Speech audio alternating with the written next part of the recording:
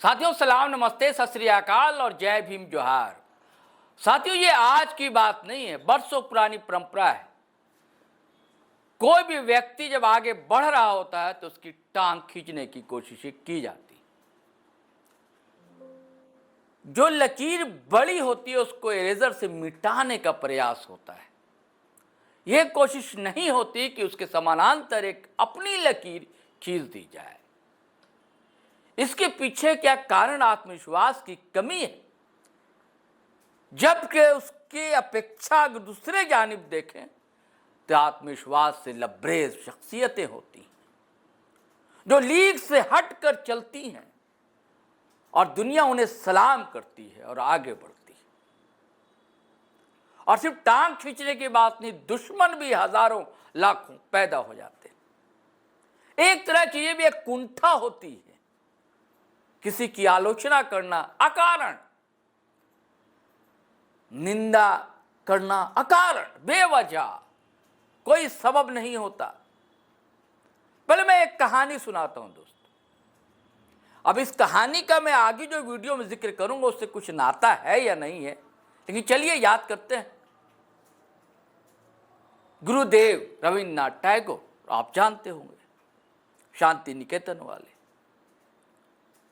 वो अपना कुछ लिखने पढ़ने में लगे हुए थे। अचानक एक चाकूबाज उनके दरवाजे पर खड़ा हो जाता है। वो अपने लिखने में मग्न है, उनका काम था लिखना। लेखक थे, बड़े कवि थे, बड़े।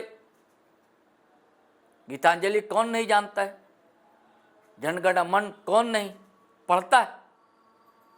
रोए खड़े हो जाते। तो उस युवक को फिर थोड़ी देर बाद देखा। उसने कहा कि आपको डर नहीं लगी हमसे? मैं आपको मारने आया हूं। बोला, अच्छे, मुझे मारने आया हूं, खड़े रहो थोड़ी देर, मैं काम कर रहा हूं, अभी देख नहीं रहे तुम, मुझे लिखने दो, अभी काम करो। अब वो जो आया था उनको जान लेने के मकसद से देखता रहा। करीब आया, देखा क्या लिख रहे हैं। जब पढ़ा उसको, पैरों तले से जमीन खिसक गई उसकी। थरथराते हाथ से चाकू गिर गया और माफी मांगने लगा। गुरुदेव क्षमा करें, हमें फला फला ने कहा था। कुछ ऐसे ही कहानी दोस्तों घटित हुई है, दोहराई गई है, कहिए झारखंड में, पश्चिम बंगाल, शांति निकेतन, बोलपुर से काफी दूर। हालांकि उस इलाके में भी मैं जिस शख्सियत की बात कर रहा हूं, उस समाज के लोग उधर भी बसा करते हैं। अब बरसों से हैं, जब बंगाल प्रोविंस हुआ करता था। मैं बात कर रहा हूं डुमरी एमएलए की, जयराम महतो। खबर है कि सुपारी दे दी गई थी। मैंने पिछले बार वीडियो बनाया था एक दोस्तों, आशंका मुझे पहले से लग रही थी। मैंने कहा था कि कौन है जो जान लेना चाहता है। एक वीडियो आपने देखा होगा GTO लाइव के पेज पर। लेकिन ये क्या, जो शूटर था जिसे सुपारी दे गई, वो भी थर थर कांपने लगा, गिड़गिड़ाने लगा। क्या कहानी है दोस्तों, मैं आपको बताऊंगा। जयराम महतो ने खुलकर कहा है और जयराम महतो ने और बातें कही हैं, एक आदर्श भी स्थापित किया है। आज कहां ऐसी चीजें, नैतिकता, ये सब चीजें कहां देखने को दोस्तों मिलती हैं। ठीक है, जयराम महतो गरजते हैं, बोलते हैं, आप कह सकते हैं मर्यादाएं लांघते हैं, लेकिन आक्रोश अकारण तो नहीं। कल उन्होंने थर्मल बोकारो, आपने GTO लाइव के पेज पर पूरा वीडियो कंप्लीट उनका भाषण देखा होगा, सुना होगा। थर्मल बोकारो में आक्रोश रैली थी, लंबा भाषण दिया, चिल्लाए, गरजे, दर्द साझा किया, लाठी पिलावन की बात कर दी, धमकाया, चमकाया भी, नेपाल, बांग्लादेश, श्रीलंका तक का जिक्र कर डाला। तो लोगों ने सवाल भी कर डाला, तो तुरंत वो झुके, क्षमा याचना करने लगे। हाँ, हमसे चूक हुई, विधायक होने के नाते हमें ऐसा नहीं बोलना चाहिए था। ऐसा आज कोई है क्या, कोई विधायक तुरंत ही, अभी 24 घंटे भी नहीं बीते और कह रहे हाँ हमसे चूक हुई, गलती हुई, ऐसा हमें नहीं कहना चाहिए। लेकिन क्यों कहा, यह कारण ही बताया। अच्छा, पहले जो आपको मैंने बताया कि इनको सुपारी दी गई, तो शूटर आया, और शूटर ने क्या कहा, ये छोटा सा क्लिप पहले सुन लीजिए, फिर मैं आपको जयराम महतो का और वीडियो आपको सुनाऊंगा। ये छोटा सा क्लिप है दोस्तों, जो भाषण दे रहे हैं थर्मल बोकारो में और जिक्र कर रहे हैं वो शूटर सुपारी जिसे दी गई थी उसके बारे में। जयराम, ये सुनिए पहले। 1.5 करोड़ का सुपारी दिया गया था, लेकिन जिसको दिया गया उस शूटर ने क्या कहा मालूम है कि जयराम महतो में हम अपना बचपन देखते हैं, हम ये सुपारी नहीं लेंगे। उसने अपने लोगों को मेरे पास भेजा और बोले कि जाकर उनको अलर्ट कर दीजिए, हम लोग सुपारी रिटर्न कर रहे हैं। साथियों, आपने सुना, और अब ये पूरी सिलसिलेवार कहानी वो शेयर करते हैं मीडिया बंधुओं के बीच, पूरी कहानी बताते हैं और आज भी खोलने की कोशिश करते हैं, लेकिन बोलते बोलते चुप हो जाते हैं, नाम नहीं बता पाते कि कौन है और कौन है जो उनके जान का दुश्मन है। हाँ, लेकिन ये जरूर कहते हैं कि एक माफिया है, कॉरपोरेट माफिया है। अब क्यों उनकी जान लेने को आतुर हैं लोग, आपको पता है।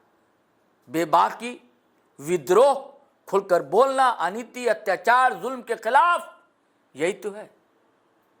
चलिए सुनिए, फिर हम बात करते हैं दोस्तों। ये सब चीज़ें वायरल हो रही हैं, हम साभार आपको सुनवा रहे हैं, सुनिए।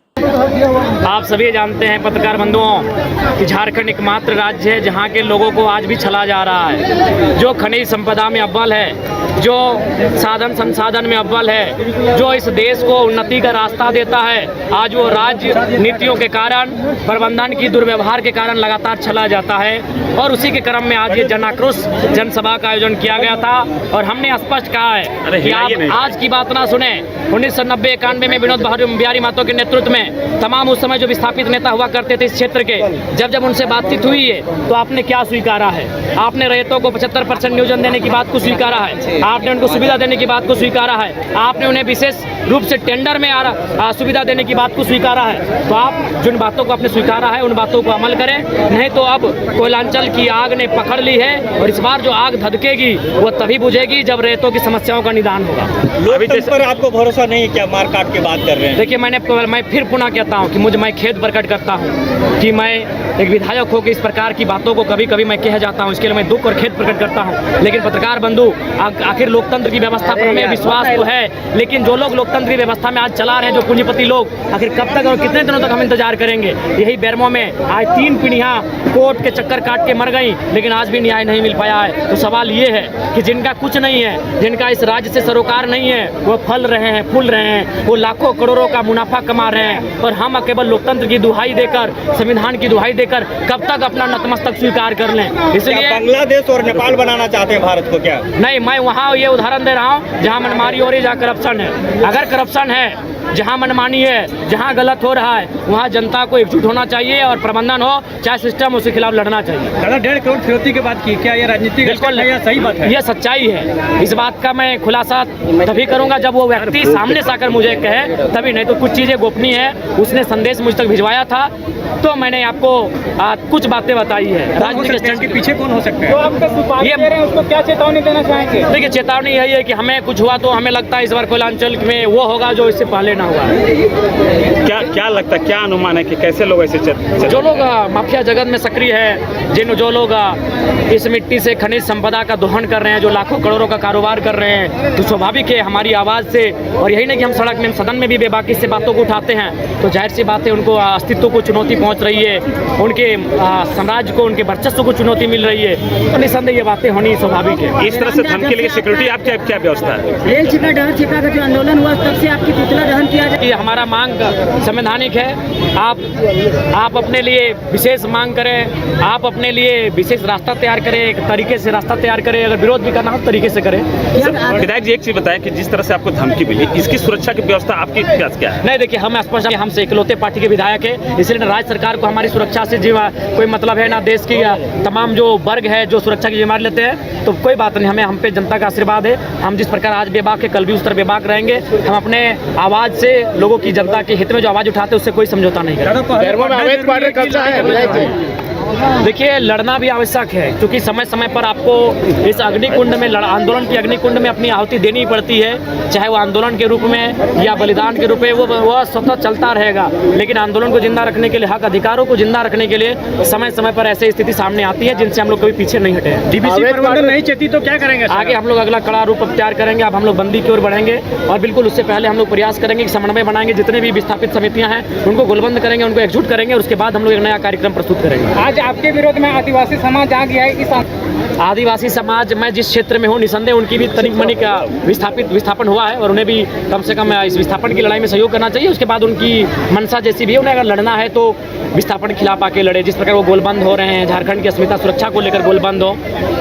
आज जब झारखंड आज बनना था तो उस समय सभी कुर्मी आदिवासी बिल्कुल भाई भाई का नारा था, महात्मा गांधी भाई भाई का नारा था। तो साथियों, आपने बातें सुनी, उन्होंने सारे राज धीरे धीरे तो खोले हैं। अब निशाने पर कौन है, उधर उनकी निंदा भी हो रही है, आलोचना भी हो रही है कि केस दर्ज क्यों नहीं कराया। तो इसका भी जवाब तो उन्होंने दिया कि समय आने दीजिए, समय का इंतजार कीजिए, सबका जवाब टाइगर देगा, मुंह तोड़ जवाब देगा, करारा जवाब देगा।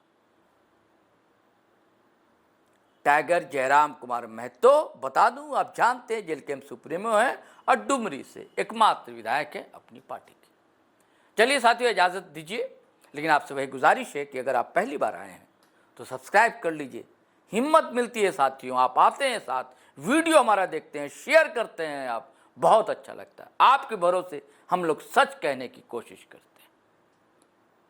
हमारे साथ कोई कॉर्पोरेट लॉबी नहीं है, कोई सपोर्ट नहीं है, ना सरकार का सपोर्ट है, ना कोई कॉर्पोरेट लॉबी का सपोर्ट। इसलिए हम हिम्मत कर पाते हैं, सिर्फ इसलिए कि आपका साथ हमें मिलता है। आप वीडियो देखते हैं, शेयर करते हैं, कमेंट करते हैं, लेकिन कमेंट करते समय भाषा की मर्यादा बिल्कुल मत लांघा कीजिए। बस यही आपसे आग्रह रहेगा दोस्तों। चलिए फिर चलें, धड़ाधड़ शेयर कीजिए, लाइक कीजिए, कमेंट कीजिए, आज्ञा दीजिए। जय हिंद, जय भारत।